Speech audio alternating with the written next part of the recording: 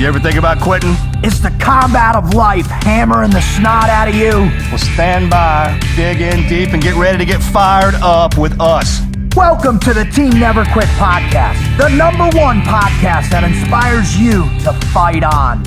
I'm your host, David Rutherford, here with Mr. Never Quit himself, Marcus Luttrell. Our mission is to help you embrace the suck of life, to teach you the values of working your ass off, and to interview the most hard-charging people on planet Earth. We know life is hard.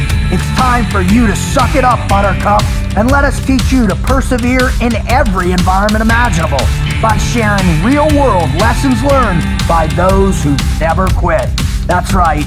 It's time, Marcus, for us to help them defeat the negative insurgency in their lives. You fired me up. Are you ready? I'm ready. Let's roll. Let's roll.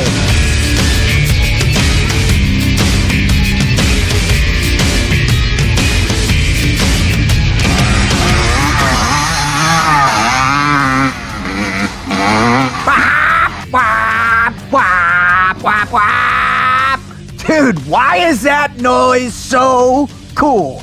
Move the pistol closer to me. No, you have, bro, I know this noise gets in your head. I know because you ride motorcycles, and I know it gets in your head because you're out on that tractor, all right? I ride motorcycles, too.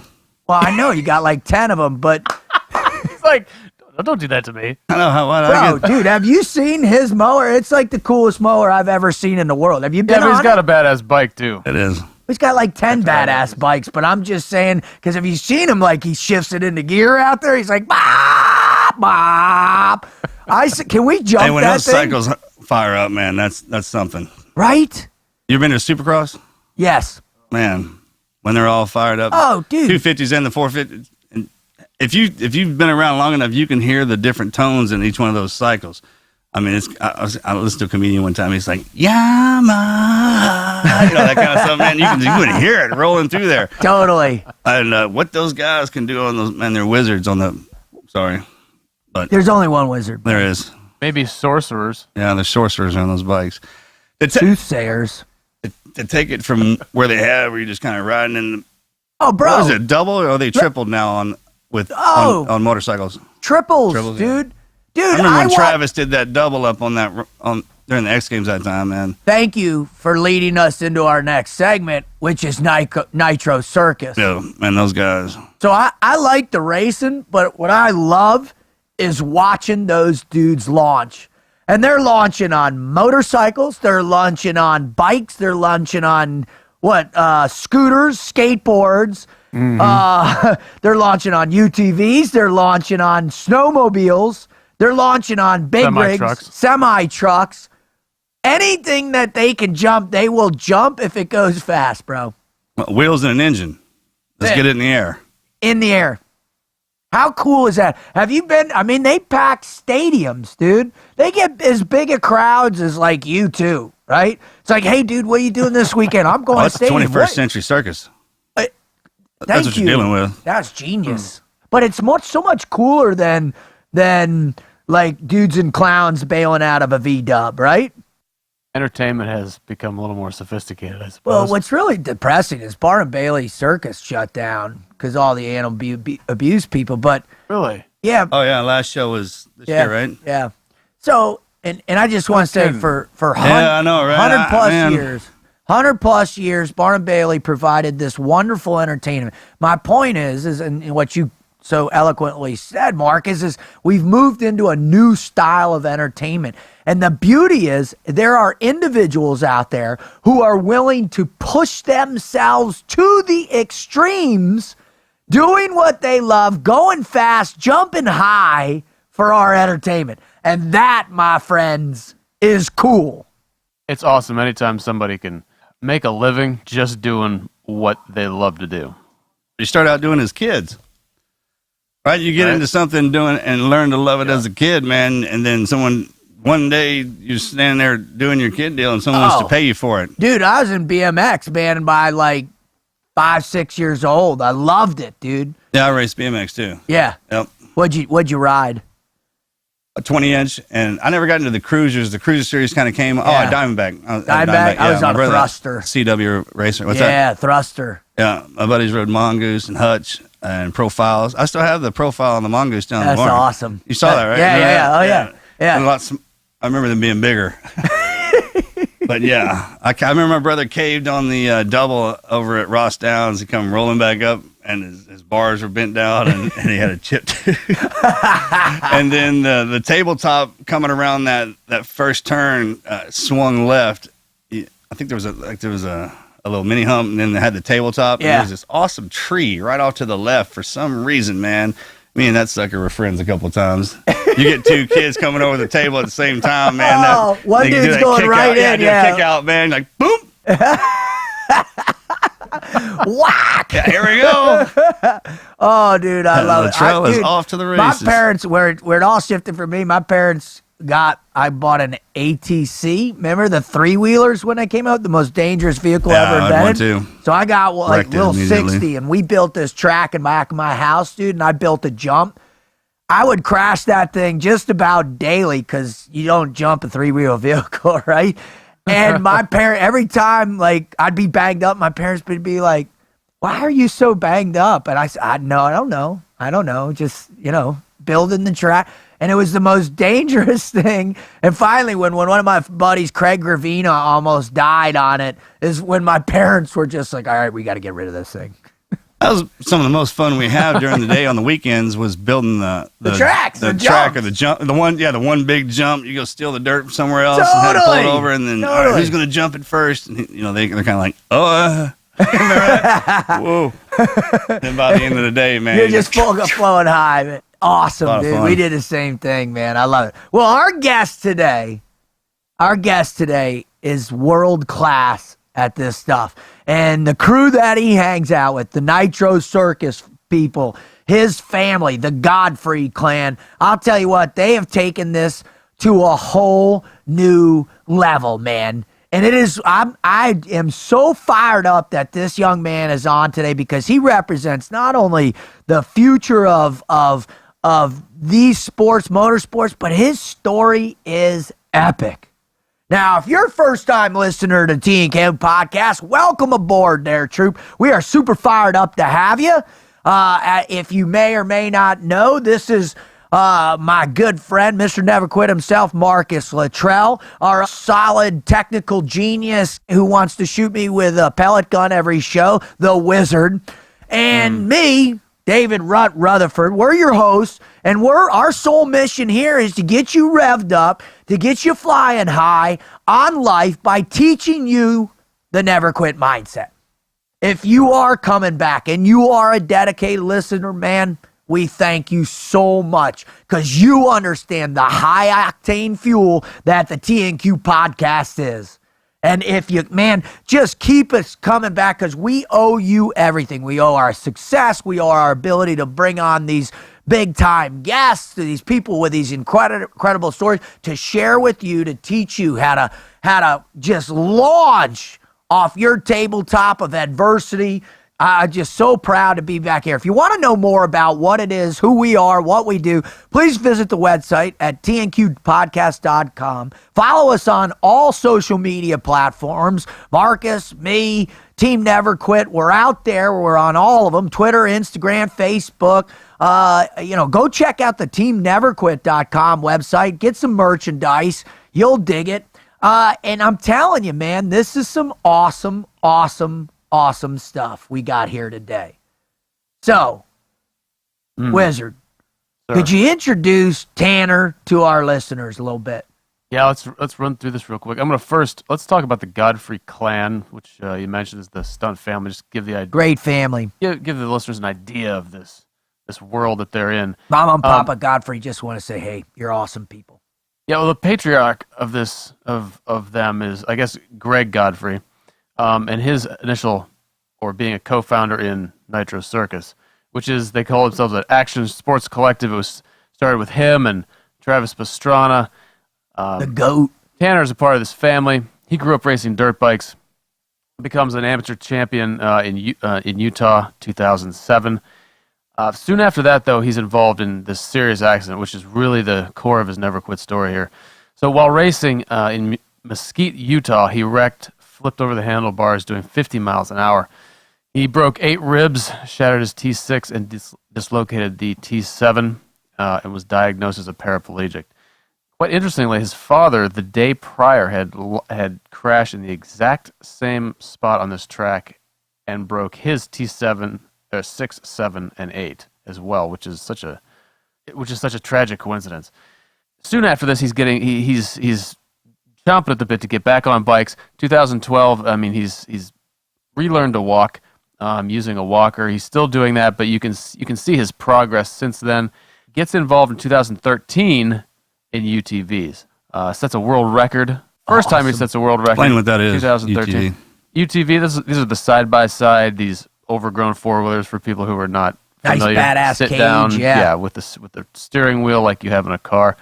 Anyways, 2013, he sets the world record with a 105-foot jump in this. Again, he comes back in 2015. He sets another world record, 202 feet. Added 100 feet. Right. Basically That's added sick. another 100 feet to it. Sick. That's the second world record. So he's just he's a kid that loves being in this world, even if he's gone through this, life-changing incident, this injury. So it'll be very interesting to hear his mindset, how he got through that, where he sees himself going. What do you think, Marcus? Let's get this guy on. Absolutely. Wizard? Yes, sir. Bye, bye.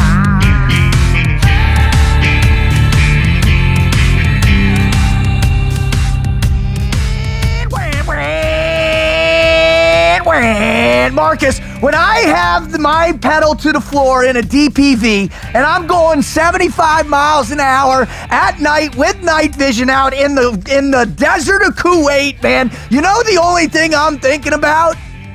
Don't run over any camels. Don't run over any camels, because those sons of bitches are everywhere out there, dude. That's a big deal when you hit one of those, too. It's like $25,000. yeah, it's like a bald eagle over here. You could go to jail. Yeah, it's a big deal. And you don't want to be in a Kuwaiti prison, bro. But I'm telling you, the beauty of it is the freedom, right? You got your goggles on. You feel the wind in your air, the desert. You're hitting the things. Man, I saw one time, one of our we were in a little triangle, and our middle guy, it was actually Larry. Larry misses, you got no depth perception, you know the deal. And he doesn't see this dip in the sand, hits this thing, goes up, goes down, disappears, and all of a sudden, like, it's in the air, dude, and it goes to slow motion, and it's like, dun, dun, dun, dun, dun, dun, dun, and all I'm thinking about is the dude in the third seat who pulls the G's when he hits, and the thing hits, and then this wave of sand comes over him, and then it, like, comes to the thing. We all go riding over, right, and, dude, totally non-tactical, totally nothing. We all get up, and I'm like, dude, that was awesome!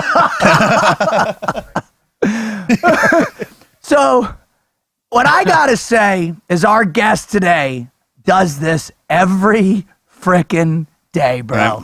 How cool is that? Yeah. Is that cool? And I have that ride more than one time. I mean, it scares the hell when you don't know it's coming, like with the DPVs, especially out in there. I know exactly what you're talking about, but it's one of those deals when you live through it, you wish you could do it again over and over, and this is what he does. Every single day. Yeah, right? Mm-hmm. Every single day, he lives in this world of freedom, man. The freedom of a motorcycle, of a UTV, and he's surrounded by people that are all having a blast doing it. So we gotta get him on. We gotta introduce him. Ladies and gentlemen, boys and girls, children of all ages, welcome Mr. Tanner Godfrey to the show. Brother, how you doing? I'm good. How are you guys doing? Right? We are above dirt. It is a glorious day. We are busting on each other for about 2 hours now straight. It's awesome. That's a good time. Well, here's what we're going to do, Tanner, all right? We're going to bring you right into the fold. We're not going to let you just sit on that lazy boy and relax for this interview, all right? We're going to push you just like you get pushed out in the desert, out in the mountains, wherever you ride. My favorite one is when you guys are in the forest driving those things like a bat out of hell. That's nuts, dude. So what we're going to do to get you warmed up is we do this thing called the Mad Minute, brother. So the way it works, we're going to free fire questions at you, and whatever pops into your head, just throw it out at us. Roger that? Are you ready? Let's do it. All right. Marcus, fire away. All right, what's your biggest pet peeve? Oh, I have a lot of pet peeves, but probably slow drivers right now. Yeah, I hear that. Do you get road rage on a UTV? Actually, yeah, sometimes. Because you're sitting there eating the dust, and then they're just moseying along, and my cruising speed's a little faster than most people's cruising speed, so I come up on someone, and then you just kind of yell at them, and if they don't move, you just get around them the best way possible. Do you ever like, we call it pitting, right? Like when you drive through the streets of Iraq or Afghanistan or something, and those like crazy drivers and their little taxis, if we need to move them, we actually move them. Do you guys do that to each other? Move each other off the road a little bit? Yeah, if they're friends, then they go for a little ride. But the problem is I don't have a bumper on my machine right now, so then that does damage to me too. So I try to avoid hitting them, but if it comes down to that, we might bump a tire up, but then that takes the tire up over their tire, and things get a little western real fast. Hey, Rubbin's racing. Rubbin's racing. He didn't bump you, nudge you, or push you. He rubbed you. And Rubbin's son is racing. All right, if you could play out in real life a movie character, any character from a movie, what would it be? That's a good question. Off the top of my head, probably James Bond. Oh, nice. Okay. Sure. Now, why, Tanner? Why James Bond? I don't know. I've always been a fan of James Bond. He's just a bad man. I think that might be the first time someone's thrown that one out there. But think about it. That's a good one, man. Which James Bond? Oh, I think Daniel Craig's done a great job. I think He has. I'm with you, brother. Yep. he is one bad dude. All right, Wizard, fire away. All right, give me one vehicle that you'd love to own that you haven't yet. Oh, probably a trophy truck. That's those desert trucks that do like 120 awesome. across the desert, rough as hell. Absolutely. Oh, bro. Absolutely. That's the best vehicle on the planet, in my opinion. They're insane. Oh, yeah. Vehicle. I'm going to take a step back and say I got one that's more bad than that. You ready for this? So Yeah. when I was an SQT instructor out in Nyland, we're out there one day, and all of a sudden the gold team guys from Damnick 6 come out, and they come up on the berm where we shoot, and they're in these souped up Humvees that were rebuilt by Rod Hall, and they call them the Hammers. And they had racing shocks, racing suspension, racing trannies, racing these things were each like $250,000. Plus, they had miniguns mounted on the top. So I was like, and I watched these things, dude, these things were insane, man. So I love the trophy trucks, but they don't have miniguns on them. So I'm just going to put that out there. Yeah, we'll just put a minigun on the trophy truck. Why You put a minigun on. I'm and with you're Tanner doing on way this, man. faster than those Hummers will go. Yeah. Thanks for destroying my dream, gents. Baddest truck on the planet. Thanks a lot, Tanner. I appreciate you just destroying my dream. All right. What is one item that's on your bucket list for us? I want a base jump off something. Dude, we'll hook you up with Andy Stump. Yeah. Why? Why do you want a base jump? That's crazy town.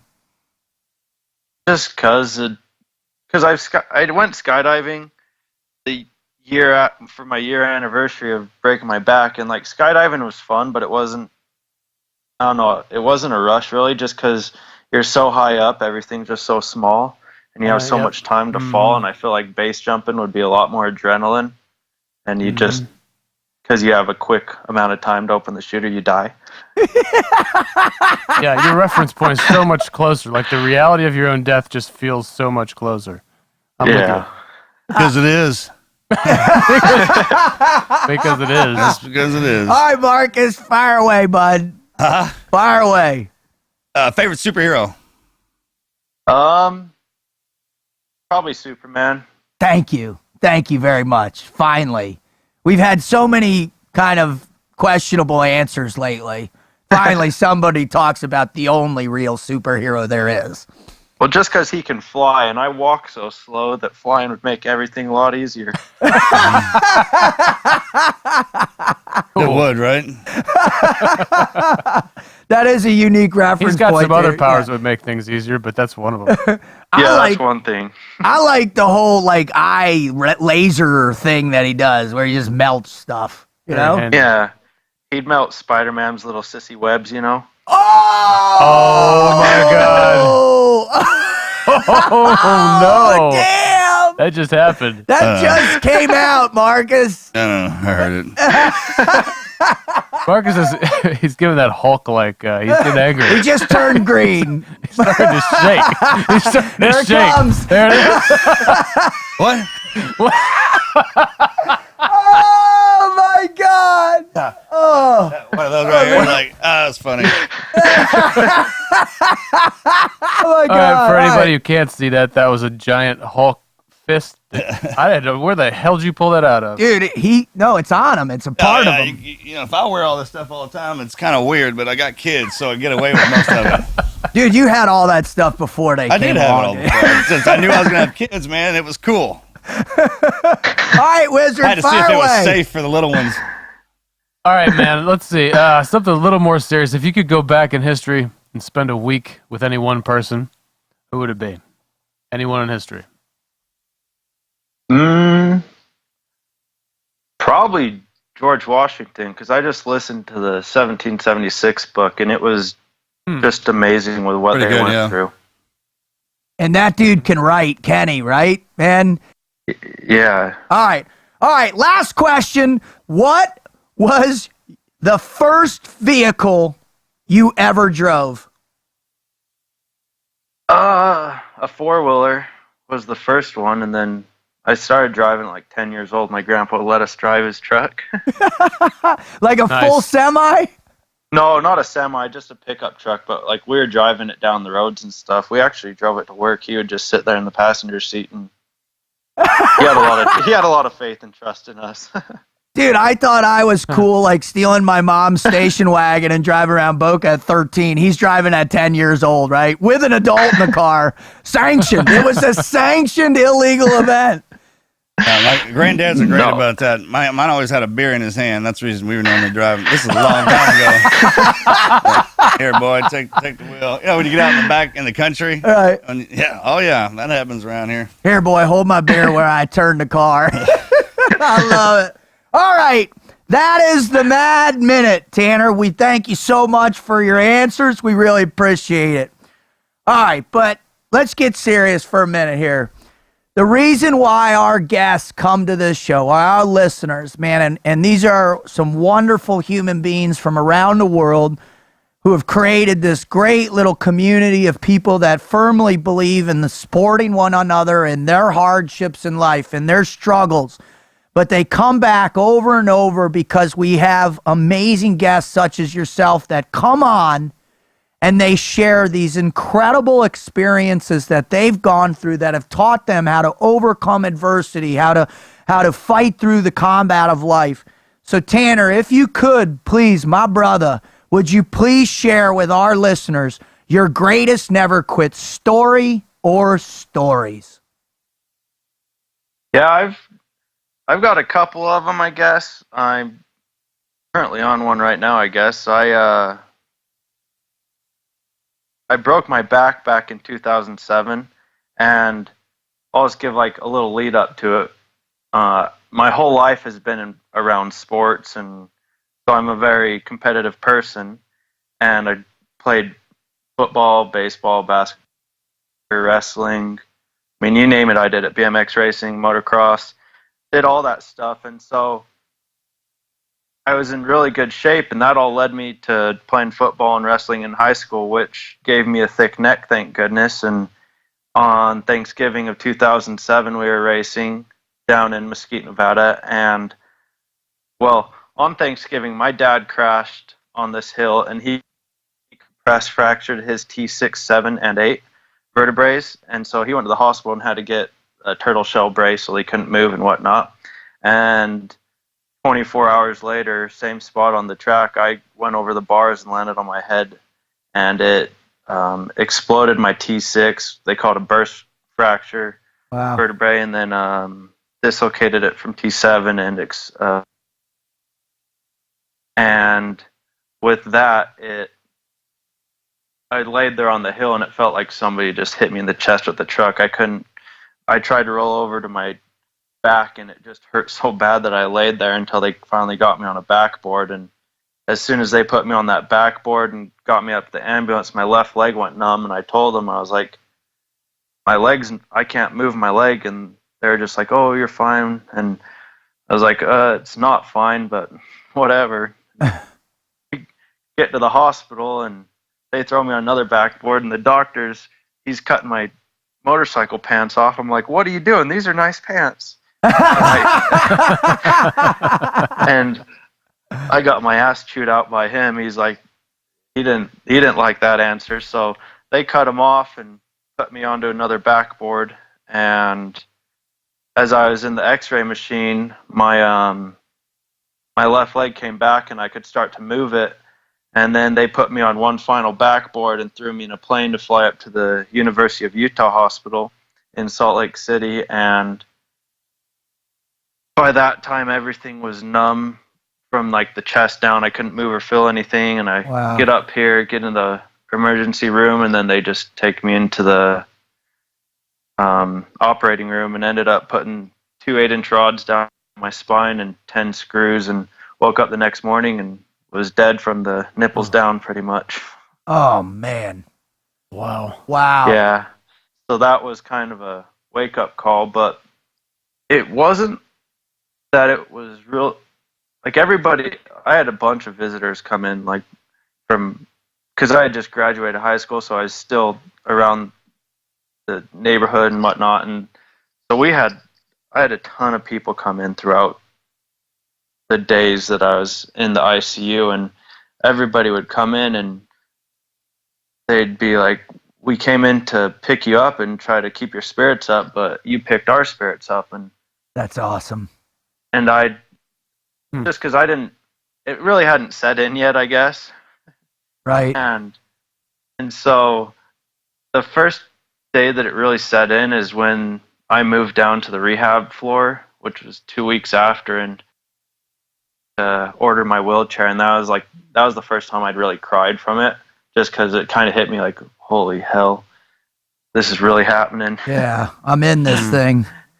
Yeah, but I mean, like everything, it's got its ups and downs. But the first day that the therapist came in, he's sitting there and he sits me up on the bed, and I about pass out just because I don't have the muscles to keep the blood going up, and so I get real lightheaded. And he's doing this test. He's got a safety pin, and he's got the sharp end and the round end, and he's poking and like, can you feel it sharp or round?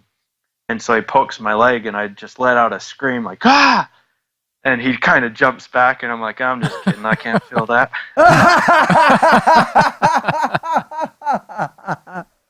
Oh, man. I've always had a pretty good sense of humor about it. I mean, so that was in November, and by February, I got to the hospital December 28th, and then I got home for New Year's, and I was getting so frustrated that I was just having to sit in my wheelchair that I went down the road, and we had a bunch of snow that year, and so the roads were all snow covered, and I go down the street and I end up getting stuck in the flipping gutter because it was all like mushy snow.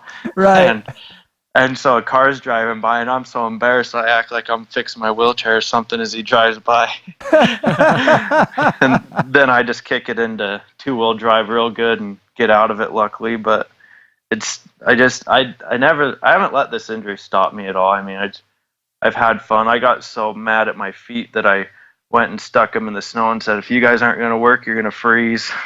But yeah, it's been a long process. I've done therapy for 10 years this fall and going to the gym, and so it started where I could just barely twitch my foot and get it moving, and then it slowly started coming, and I I had really bad spasms, so I would, my legs would just freak out and just start shaking.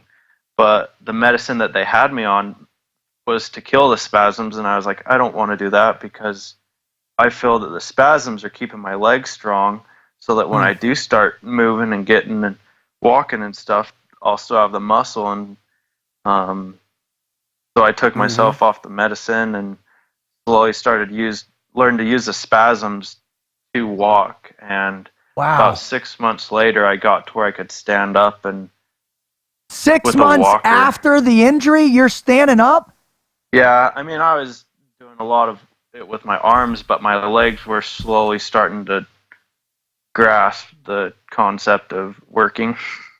Wow. Yeah, and they'd given me, they said I'd live a good life in a wheelchair, and I just said, to hell with you guys, I'll be fine. You could go Paxin on that one. Holy cow. Yeah, you can live a good one in this chair or a great one on my feet. I'll get back on my feet. Exactly. Yeah, and I mean, the thing is that people don't realize is being paralyzed really, I mean, it wouldn't be that bad if your internal stayed the same, like your bladder and going to the bathroom and whatnot. If that stayed the same, being paralyzed wouldn't be bad at all, because that's the hardest part. And I walk with canes now, and I can walk a little bit without canes. It's like I walk like turtle speed with canes, so without canes I'm about snail speed. But it's just being paralyzed with it is, it's kind of a mindset. You are what you think. I mean, obviously the legs don't work like I want them to, but I do more stuff than most people that are able-bodied do, and it's just because I want to do it. I dig that. Well, tell me, all right, let me just back up a little bit, because I'm just trying to fathom that space and time. You're injured, you're home, you're in a wheelchair, you're stuck, and then you're walking. And does it, in that space, was it this mentality? Did you have to grow that mentality, or was it just there, and why? So that's where being ultra competitive really helped. And the fact that everybody in my family and grandparents they're all hard-headed as hell.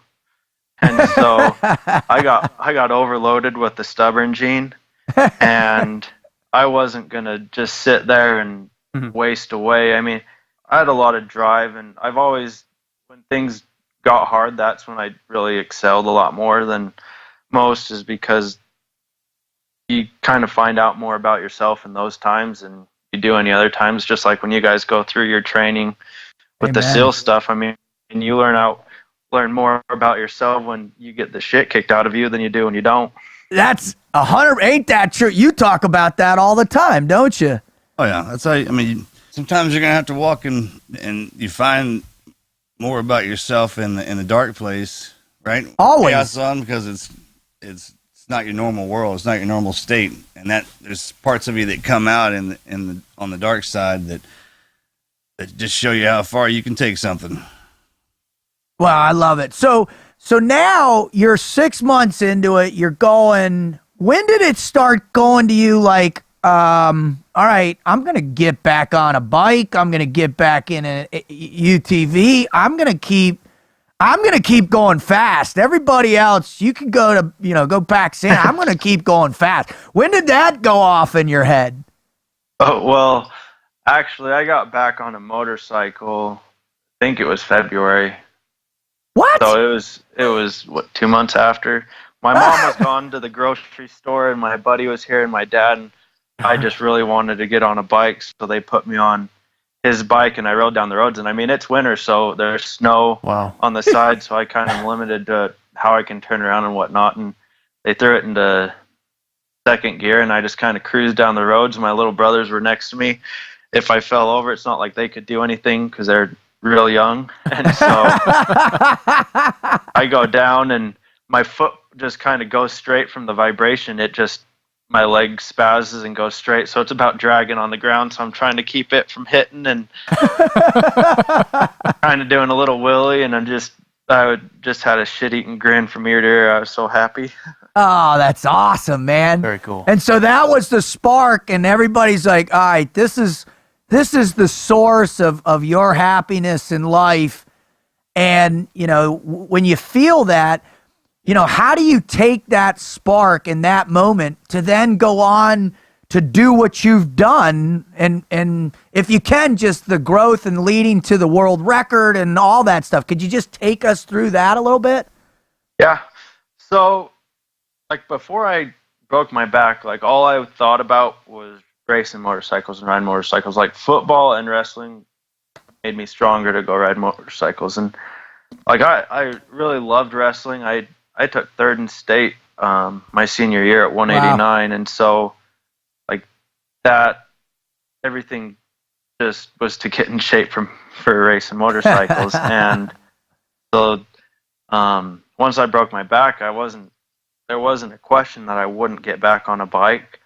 And so I actually do have a motorcycle even right now that's set up for me to ride. It's got a thumb shifter and then a recluse clutch, which makes it so you don't have to use a clutch. Right. And so I can ride that, but I don't ride it very often because it pisses me off because I can't go very fast. I can't go like I want to go. So that's where the four wheels came into play. And the first time that I started riding a UTV was in 08, actually, that Easter. We would go down to the desert every year, and I wanted to ride one, and since I couldn't use my feet, me and my grandpa designed the driving stick, and it was an old pop-up tent pole with a duct taped bottle on the end of it. MacGyver. And that was Gen 1. Mark 1 motto. The fun thing about them is that you've got someone sitting next to you to experience all the oh shit moments. and so, and as you can think, driving with the stick, there's a lot of those. And so I tell people, I'm either going to hit the floor, the brake, or the gas. So if you hear pounding, that means I'm missing the gas and the brake, so hold on.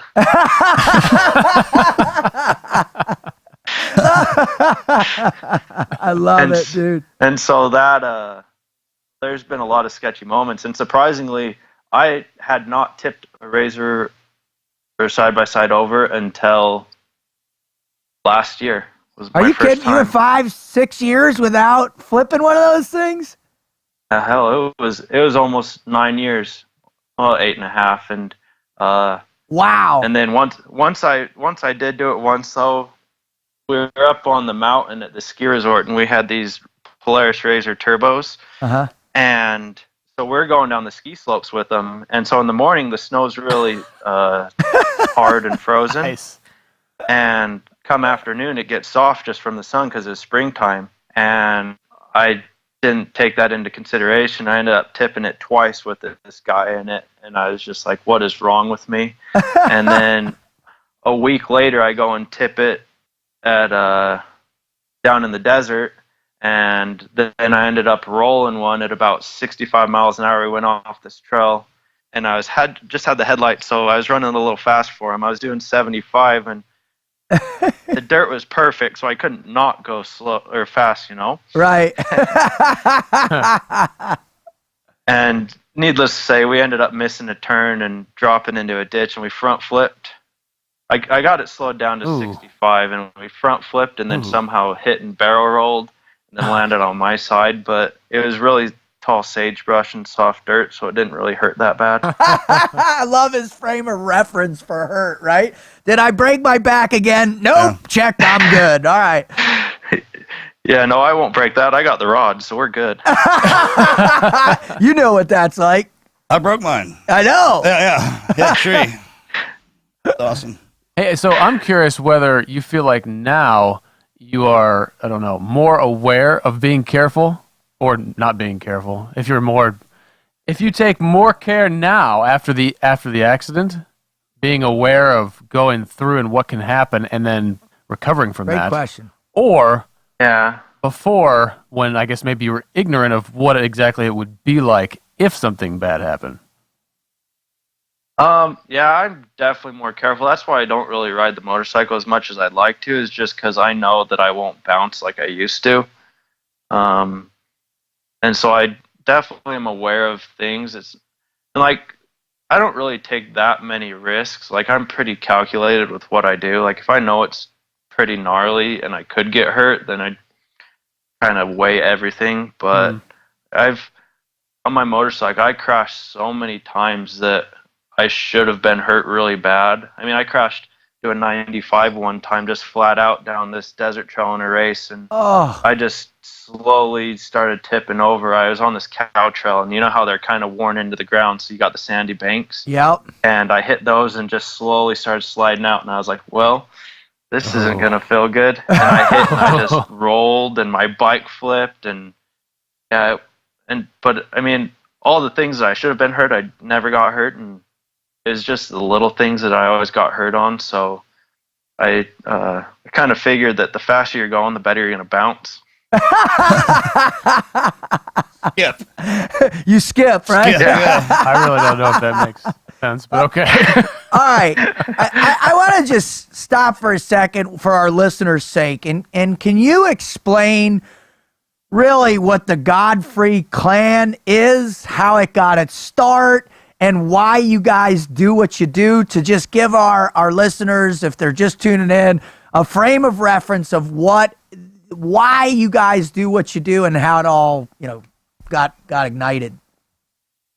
Yeah, so my Uncle Greg's, he started filming in the early 90s, and he did like the extreme BMX stuff and the motorcycle stuff. That's when freestyle was just barely kind of getting its foothold for freestyle motocross.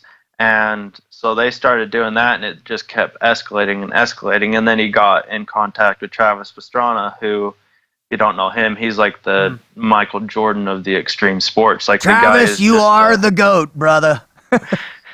Yeah, he is just the gnarliest human being I have ever met. Like, there's no other word. He's just nutty. And so they were doing that, and so we've had really no choice but to grow up with this extreme lifestyle, and it's kind of second nature to us kids. And that's what kind of the Godfrey thing was. Godfrey clan is, it was all the cousins. And I mean, because my brother, he did the first triple backflip on a mountain bike, and so we had this ramp set up out at Godfrey Trucking, and it was about 60 feet tall, 7 feet tall to roll in, to a 15-foot kicker that was real steep, and the landing was about 20 feet. Wow. And What was the height on that again? one cut, 70. it was, 70 feet. yeah, it was tall. It was real tall. Okay, sorry, go ahead. I want to make sure I heard that correctly.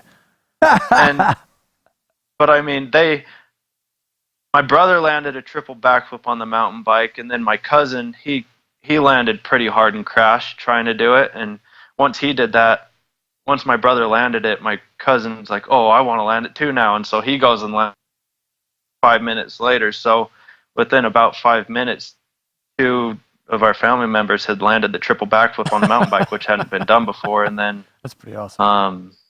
just out there, we've had a lot of records done. My dad jumped a semi 100. Well, he didn't land it. The gap was 120 feet, and he only made it 115. Oh. The back axle's tagged on this, and he ended up flipping over and nose diving and rolling a semi. But he got the world record, correct?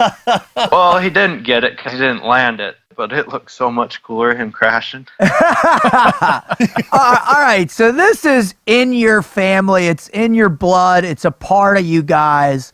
So tell us about, all of a sudden now, you saying, all right, you know what? All these other family members are doing these awesome. I want my world record too. So how to walk us through that, and what made you want to do that? So I did the first record for the world distance, like record on a UTV. I did it 105 feet down in Mesquite, Nevada at this race at the Eureka Casino that they did. So I did that in 2013. And then 2 years later, 2015, my uncle calls me and he's like, so what do you think about jumping and doing the world record up in Butte, Montana for the Evel Knievel days. And I was like, I'd have to think about it. And that was on like July 3rd. And so I was like, I'll think about it. And then the next day I get a call or a text from Evel Knievel's daughter saying, we're so excited to have you come up and jump. And I was like, well, I guess I got roped into that one. I mean, that's kind of not the worst, but it is the worst, right? It's just like, yeah. I mean, I'm so happy I'll be there. Yeah, so it wasn't like because I'd been talking about doing it, and we still have a big old jump out at Godfrey Trucking that I could do, and so this just kind of like pushed me. So I got the Razor and put heavy duty suspension on it, and got a cage done up, and so if I did roll it, would handle it, I got the Razor back from getting all the suspension put on for the Monday. So we jumped on the 24th of July, and so I got it back like the 18th or 17th, so a couple days before. And I was like, well, I guess we better test jump. And sure. So I had one practice jump before I went up there, and I was like, well, if I don't roll it, then I guess we're good. Because I wasn't sure with the suspension, because you have to kind of adjust it, Right. I ended up just following my brother Gavin off this jump, and I think we were doing like 65, and ended up jumping like 165 feet. And I nosedived pretty good on the left side of it, but I didn't roll, so I was like, well, I guess we're good to go. Jeez. Close enough. Close enough. Yeah. Good enough for government work. Let's get it. So when you made the jump, how were you nervous to do it in front of the crowd? Was it because was Evel Knievel Day? I mean, talk. What's that like? And one, also you're doing it, and then two, it's a big deal if you got these rods in your back. If everything goes to hell, I mean, are you processing that in your mind? Not really. I just kind of I was really nervous for the jump. Because like everything you do the first time, you just have butterflies. Just like you're thinking of exactly like what could go bad and what if this happens. And so I knew once I got that first jump out of the way, I'd be fine. And the lips looked a little steeper than I wanted it to, but it was like whatever. And so like, well, I guess it's go time. And it was a 120-foot gap too, so it was just two piles of dirt basically. And I followed my brother off it, and once I did the first jump, then I was like, this isn't bad at all. And so I jumped like 6 times before. And we were supposed to be able to practice on Thursday night, and they didn't let us because the road wasn't closed down, and we were just going to run down with cars pulling out anyways to try to hit it. Because this jump was literally in the middle of town, like on the road. And so they didn't want us doing that too bad. So we didn't even start. I didn't even get a test jump until Friday at like 3:00 in the afternoon, and the jump was at 7. And so the suspension as good as we could, and the furthest I ever got was 180 feet. And then it was go time, and I was like, well, I guess I'm just gonna have to pin it. So I backed up to the intersection as far as I could go where the cops had it shut down, and I didn't lift until I was in the air, and I was doing about 71 miles an hour, and I just sailed, and I landed awesome. A little nose heavy, but it wasn't bad, and landed right at 202. So world record. That is that is awesome, dude. All right, so I want to go through this, man. You break your back, nothing's gonna stop you. You get back in doing what you love. You set a world record. You're still out there. Talk to our guests a little bit about how you look at life and how you address, is your disability, is it an obstacle? Is it a distraction? Do you think about it day in and day out? Or is it's just part of you? Explain some of that for our guests out there. Yeah, so, I mean, obviously, with anything, it's got its ups and downs. I mean, you could sit here and dwell on anything that goes bad. And the thing is, nobody wants to be around someone who just sits there and pisses and moans about life. You'd rather be around someone who's happy, and I've just figured if you're not happy, then go make yourself happy and do what you like. And for me, luckily, I like going to the gym most of the time, and so now I've got a life sentence because if I don't go to the gym, then my legs start locking up and my body starts hurting and my back starts hurting. So if I'm not moving, then I'm going downhill, and it just starts happening so fast. And I mean, I've just learned there's so much good in life that you got to look at the good, and because if you sit there and dwell on the bad, then it's just going to eat you alive, and you're going to go down a black hole, and things aren't going to be good. And if it wasn't for the gym and for being active, I would probably be in the graveyard, honestly. I'm sure your story has inspired just thousands of people. Did you get a lot of fan mail? Do you get a lot of people that have disabilities that write in and talk to you and say, Tanner, this and that to you? And what are they saying to you? Yeah, I get a lot of people that are just saying what an inspiration I am and just amazed at what I've done. And to me, I don't feel like I've done anything special. I mean, honestly, you I have. just feel You like have. You have. I'll tell you. Everybody's telling you ain't believing it. You believe me, brother. Yeah. That's pretty damn spectacular, I think. I'm over here just scratching my head. No, it's...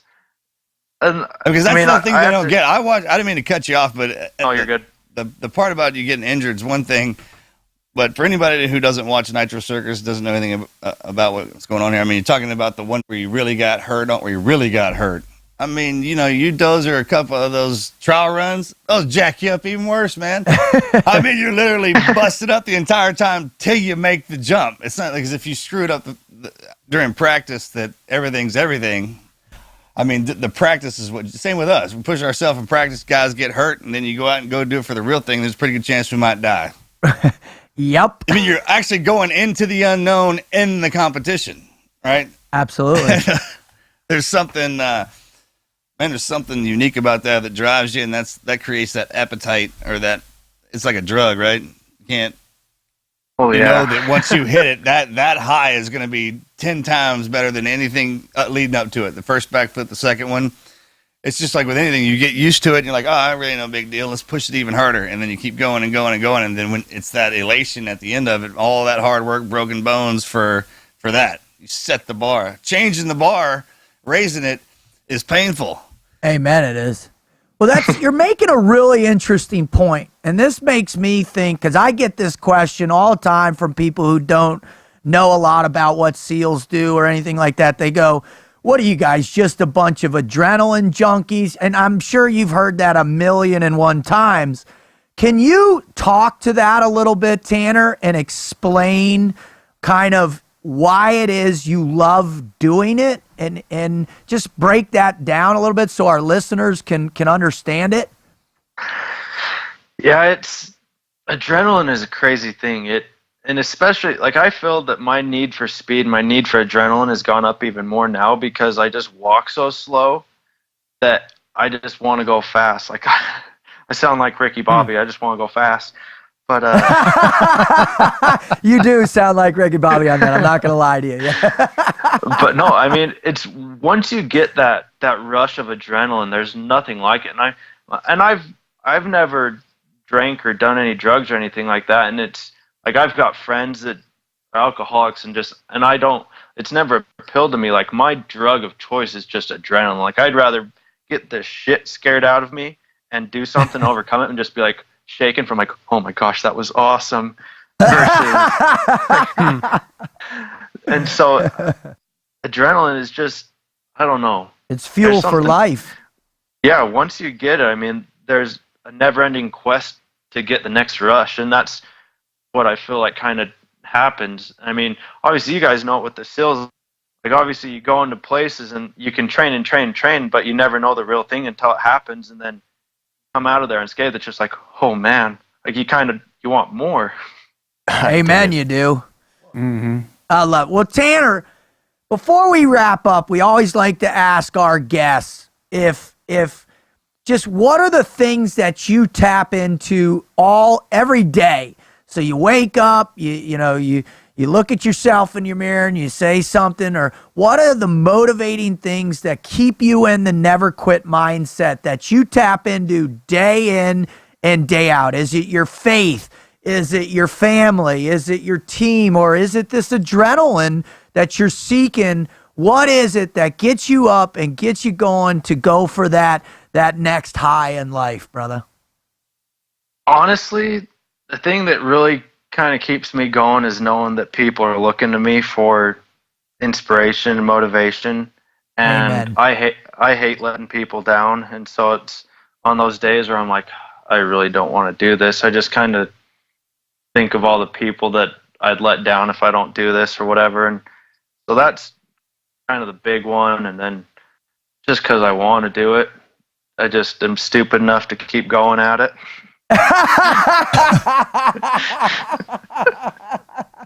So listeners, there's the lesson right there. Serve others and be a dumbass.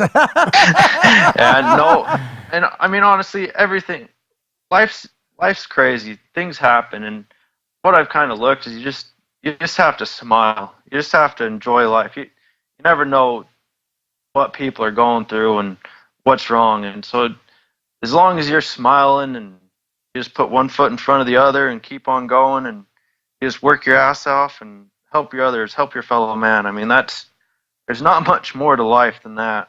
I love it, man. Well, I mean, guys like you bring a side to what you do that not everybody has seen. Everybody gets on the bike and runs down the ramp, and then there's a part of them. Everybody crashes, but there's some people who do the ultimate crash. It's kind of like doing the ultimate trick. You're in a group by yourself. And so when they see the guys, how they react after they complete the trick is the same as watching the guys, how they react after they get injured.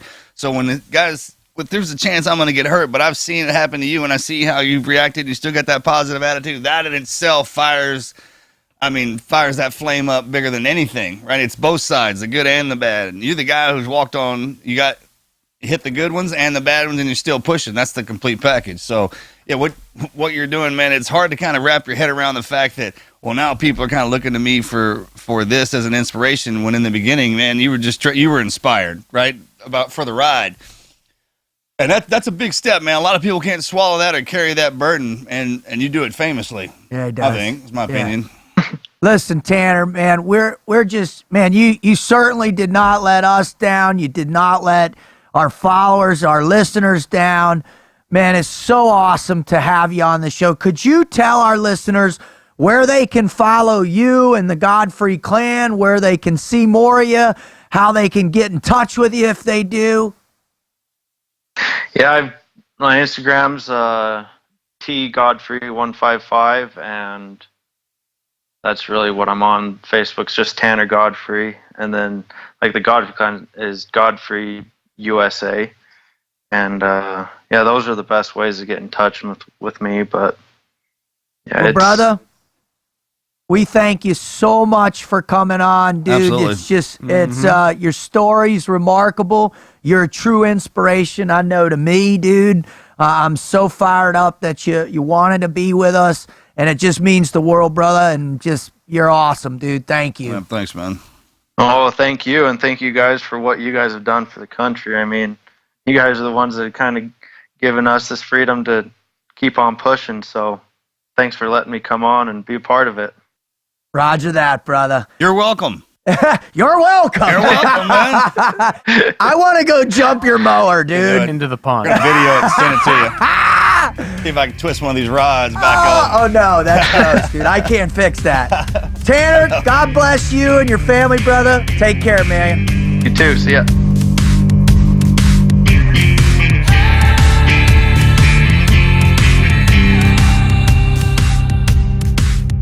Here's what I say. Yes, sir. He is a true inspiration, dude. And he is pushing the limits every single day. And he's doing it somewhat selflessly. I think he loves to go fast, doesn't he? Well, that was evident by the fact that he got back on his bike it was 2 months 2 months, after the February. accident. Yeah. I was going to ask him that question. Did you ever have to get that, were you afraid to get back on, or were you have some hesitation? I think that's why you get back on so fast. Negative. That's exactly why I didn't Yeah, bother you asking. get right back on the horse, you get right back on the bike, get right Everything. back in the field. Well, Because dude, the how longer long you're when away you from got it, hurt before you were back in a platoon? I mean, you said 3 months 3 or months. so? 3 months, right? back over. I was Ramadi 8 months later. That's nuts, dude. That was dumb. That's pretty dumb. Thanks to all my brothers and my sister platoon and Alpha, the whole troop. They carried me through it. Amen. Amen. Amen. I think you're onto something, though. I mean, to get back in as fast as possible once You got you've to, gone. man. Yeah. Why do you think it's so critical? The time allotted in between the accident, the injury, and the recovery, man. Well, here's the deal, man. If you're strong up top, and it shouldn't be an issue, but you start to think about the pain and the injury, how long it kept you down. It's kind of one of them deals where, man, I don't want to go down like that again. And this is what caused that, so to speak, as opposed to remembering that this is what you love to do, right? Everybody gets hit, bit, falls down, falls up, whatever kind of deal. And my mom, man, she's like, there's never been a horse that hadn't been rode. There's never been a rider that hadn't been throwed. And it's just one of those, if you get right back on it and you remember that you do love it. The fear is not, it's the love, the passion. And it's just, even if it was just sitting on the bike or sitting on the horse or getting back next to your boys. Mm-hmm. It's funny, man. I was just on vacation with my girls in North Carolina at these awesome friends' house, and they had these cool little electric ATVs. And as soon as my oldest, the bear, saw it, she's like, I want to ride it. So she gets on and just takes off. Well, their daughter and my daughter best friends, and she's a little bit more timid. But we talked her to get on, and I said, don't worry, I'll be running next to you. I'll help you. And so I get them on, start going, and I'm running, and I look up because the bear is, hauling butt. And all of a sudden she, how when you're first riding something, like when you look to turn, you turn the handlebars. She turns, goes right up on the bank and rolls over, and the thing rolls on top of her, dude. And she's like, she hopped off pretty good, didn't roll on. But she gets up, she had that shake, that fear going, like, I'm not doing this. And I remember I said, you got to get back on. You got to get right back on. And she was looking at me like, no, you're the one who put me on this thing. There's no way. And then her dad comes running up and says, sweetie, you're getting on now. And she got on, and we rode for another hour on these things, bro. And so the mentality of that. What a great opportunity to learn a lesson. Right? Yeah. And so when I hear Tanner talk, and to, caveat on what you're talking about, Marcus, this young man who breaks his back, he was a tremendous athlete. He was, he wanted to be a professional motocross rider. He was on that path. I think he had won Utah juniors right before that. And he breaks his neck. He's paralyzed. He's a paraplegic. And 2 months later, he's riding again. There's something powerful in that. There really is. He's talking about how he didn't know if that was people looking to him for inspiration. Just imagine seeing that. Some guy, you saw him all busted up. 2 months later, he's out there doing what he loves again. I mean, it kind of takes the fear away from everybody standing around him, too. You know the deal, if you got somebody in the room who's in a bad mood, you can feel that. That's a real thing. And especially if they're in a good mood. But it's one of those deals, he's tackling that obstacle in his own mind, getting back on the horse or on the bike, so to speak, and then everyone around him sees that as well. And I think, moreover, people who are afraid of, especially if a loved one gets hurt doing something, and they're the ones that are really apprehensive, like, oh, don't get back out there too fast. But then if you show them that, man, this is what makes you happy and what you love to do, and it kind of takes the fear away from them as well. Because it resonates through the family, I would imagine. I want to ask, because I don't have, knock on wood, I hesitate to even say this. In my career, I've not had a serious injury. Yeah, you said that. I knocked on wood. Thank you for the wood knock there, please. But we understand that he got back on that bike because he loved to do it, right? Yep. There still has to be an element in his mind, an awareness. It became real when he got in that accident in the first place. And it has to be an awareness in his mind that could possibly happen again. It's whether it's a respect. It's probably a respect. It's a fear. It's of what could realistically happen. So I'm going to direct this to you, Marcus, because you came back from some pretty significant injuries in a an experience that was traumatic. That had to still exist somewhere in your mind when you got back, when you were going back into Ramadi. Oh yeah. How do you, even though that's what you wanted, you wanted to be there. I mean, I totally understand that. How did you move past whatever remaining, that fear that was there, that respect or awareness? How did you deal with that? Man, the biggest thing with me is the guys around me. I mean, all my teammates, it's just kind of, we just push, you know how we are, we push past that. But there's one day you're going to get hit pretty hard, and you're like, oh, okay, that one got me. That's what that feels like. That got me to the bone, right? Where, like, the death is present, right. And then you start to appreciate life. You're like, hey, well, do I really want it this bad? I did. I wanted it that bad over death. That life was more important to me than dying. Wow. That's all I knew. I mean, I had to be around y'all. It was worth the fear of not being able to come back and have my place with y'all was more than dying. No, I understand that. I completely believe it. But still, wasn't there any element of concern because you're now truly aware of what it's like to actually get injured? Well, I mean, so I'm talking about dealing with that remaining amount. About my dude, I don't like jumping out of airplanes. We gotta do that all the time. I mean, it's the same. It never got easy on me, so I just kind of thought about it like that. You just push through it. Yeah, it's there. Sure, it was. You do your best not to look at it. I can imagine that first night, because you guys were getting into it. What you said, 85% of the time you leave the wire. Man, so that first crack, it's like. I thought shaking out a little bit and keep driving on. There and we got back, and one of the new guys comes up, and he's like, man, I'm sure I'm glad having you out there. And when that went down, you kind of stopped and looked around, and we're feeling everything out, and we moved it. It was like, that was cool. I was like, yeah, keep thinking that. Because when the first round flew, the first one, since Afghanistan, I was like, oh. What? That's exactly what I mean. That's exactly what I mean. When that happens, it all becomes real again. Yeah. And then 2 seconds later, I was like, oh yeah. It came back to me. I knew what to do. I guess it would be different if you're in the middle of a triple backflip and you can't stop and think about it. There's a little difference, right? Time to reflect.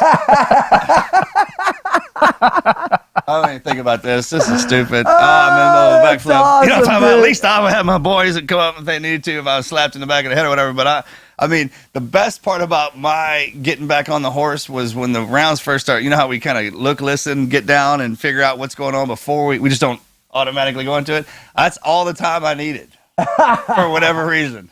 Dude, that's awesome, man. And I think what else helped me is the people around me didn't allow that to happen either. They don't talk about. Team guys don't talk about being weak, being hurt, being afraid. It's funny when you remove that component of your dialogue, of your thinking, your consciousness, and you don't allow it. You compartmentalize, you push it out, and you don't allow that negativity. Like he said, if you don't ever hear it, if you don't hear it, if it's not a part of, you're not conditioned to think like that or to do like that, and that's what Tanner was saying. He says he wakes up and it's a lot easier just to smile.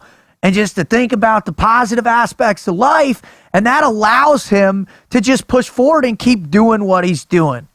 And if you're listening, that's what I want you to understand. That's what we are trying to do here with the Team Never Quit podcast, is identify these consistent way of thinking, this mindset, this emotional state of being within the never quit mentality, the status of how you live your life, that if you continue on the path, regardless of what pain you felt yesterday or the week before or 3 months before, get back on the bike.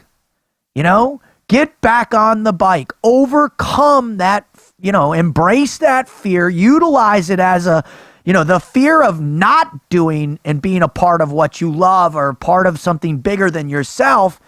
That should drive you to overwhelm that sense that, oh my God, I could be hurt again. And that can be applied in a relationship. It can be applied in a job. It can be applied in following your passion and your purpose in life. So that's what we want you to understand. Now, if you're a first-time listener, again, man, what an epic show to tune into. Tanner is really amazing. Guy, thank you so much. If you're coming back for more, we love you. Thank you so much for for, getting on this ride with us. It's a fun ride. We're hoping you're having a ball. What we would love for you to do is reach out to someone that that is struggling, someone that is having a challenging time, and share with them the TNQ podcast, right? Tell them to go to our website at tnqpodcast.com. Listen to all the shows we have there, or show them on your mobile phone, the iTunes app, and show them, how to subscribe to the Team Never Quit podcast so they can subscribe and we can be on demand. They can download all our shows and at any time, anywhere, with whatever they're doing, when they're strapped into their UTV and they're going 75 miles an hour down the dirt path, they can have the Wizard Marcus and I in their head pushing them to move forward along with Tanner. All right. What we want to do now is what we always traditionally do is we end the show with reader write-ins, because what we want you to do, if you get inspired by the show, write in, go to the website, tnqpodcast.com, write in and share your greatest never quit story. And if it's good, we're going to read it on the air. If it's great, Marcus, bring them on. We're going to bring them on. All right. So this week's story is from Rosalind. All right, here we go. Thank you, Rosalind, for writing in. First of all, I'd like to start by thanking all of you for your service to our country and for creating the best damn podcast I've ever heard in my life. And I know she was thinking that when she wrote it like that. That's how she said it, by the way. I listen to you guys every single day, and you've gotten me through some of the roughest days of my life. My never quit story is nothing like the stories of the folks you interview, but here it goes. I don't know about that. All right, I'm fired up. 3 years ago. So many times they write in, they say something like that. And every time they're just as epic. I love it. 3 years ago, when I was 23, I married who I thought was the love of my life, my high school sweetheart. A year into the marriage, she started having mental health issues and became abusive, causing me to have to leave him and end the marriage. I'll spare the details, but after the very first abusive incident, I decided to leave home and never go back because it wasn't safe for me to be there with him. I went to work the next morning, and then after work, I went to my parents' house. They lived 3 hours away at the time. I was angry, scared, and depressed, but so thankful to have my parents to fall back on, even though no 23-year-old wants to move in back home. For 4 months, I commuted 3 hours to work each day and 3 hours home. I started to take Krav Maga lessons because I decided that I'd never be a victim again. I'd wake up at 3:30 a.m., go to work, and go to Krav Maga, then drive 3 hours back to my mom's house, where I slept on an air mattress in her living room. With unending support from my family, I was able to keep my head above water and find a place of my own that was closer to work within 4 months. A few months later, my mom was diagnosed with stage 3 colorectal cancer. The news hit hard because just a few years prior, she'd been diagnosed and beat breast cancer. I began spending every week back at her house with her. She needed the support to fight her cancer, and I needed to be with her every second. I could because deep down, I knew she might not make it. We made the best out of every weekend, and while she was exhausted from her chemo infusions, my mom's never quit attitude was the stuff of legends. After a few months, she was told that her stage 3 cancer had spread to her liver and was now stage 4, incurable. She was given less than 6 months to live. And I made the decision to take time off work to be with her and take care of her until she passed. Taking care of my mom while she was sick presented me, and mostly her, with never quit moments. She had multiple invasive surgeries, including an emergency colonoscopy. This was hard on her physically and emotionally. I spent many days and nights with her in the hospital rooms. I helped her change her colostomy bags and clean up accidents at any given time. Towards the end, she was heavily medicated to keep her pain in check and was acting somewhat irrationally, getting up in the middle of the night and leaving the house half-dressed, falling down, putting her very expensive medicine into ice cube trays and freezing it, accidentally putting the full garbage bag into the washing machine. She was trying to be productive, but it was so disoriented that she was putting herself in danger. I ended up sleeping in an air mattress next to her hospital bed in the living room so I could keep tabs on her and ensure her safety. I was her primary caregiver and barely slept for months, but I had it easy in comparison to what she was enduring. The last night of her life was horrible. My grandma, stepdad, and I stayed up with her all night and ultimately watched her pass. She was finally at peace, but I wasn't. This was the beginning of a serious bout of grief, depression, insomnia, and suicidal thoughts for me. The world seemed to have lost all of its color. I felt like I had the air kicked out of my lungs and couldn't breathe for months. I was having nightmares on the nights I could sleep, but I didn't sleep often. I was having frequent flashbacks to some of the most gruesome moments I'd experienced with my mom. I went to a therapist who told me I had a mild form of PTSD. I was depressed and felt alone and unloved. I didn't see the point in life anymore. In a night of depression, I searched the internet for some type of motivation or hope, anything that helped me get to the next moment. I found your podcast. I started listening to it every night as I fell asleep, every morning as I got ready for work, on every lunch break while I exercise. Listening to everyone's never quit stories helped me pull out of the hole I found myself in. I was inspired, and I started to do some serious soul searching and decided it was time for me to apply to be a police officer. It's something I've been thinking about doing for years, but I had never had the courage to apply. I am currently in the backgrounds process for the officer job, and I listen to your podcast during my long runs and workout. I want to be a police officer and serve my community. It's all I can think about these days, and I'm going to make it work. These never quit moments just keep happening, and I keep getting stronger from all of them.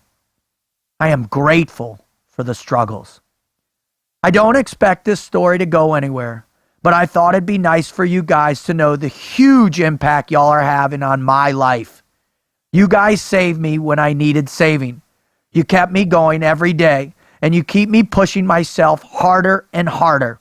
There are no excuses, and I can't thank you enough. Rosalind. P.S. Your intro gets me so fired up. Rosalind, you are an inspiration to us. You keep it up. You keep pushing hard. You're going to make a great cop. You're going to save a lot of lives. You're going to have a huge impact. And just keep passing on what you learned to the people around you. I am so grateful and thankful for people like Rosalind. I'm so grateful and thankful that she writes in. I mean, what do you think about that story, brother? Yeah, amazing. And everyone always says this story is nothing compared to. That's not true, man. Every one of them, and it's one of those deals. A while back, I was on stage and somebody asked me, like, "Are warriors born or are they made?" Right? And I didn't know the answer, so I had to sit back and think about it. And we're born.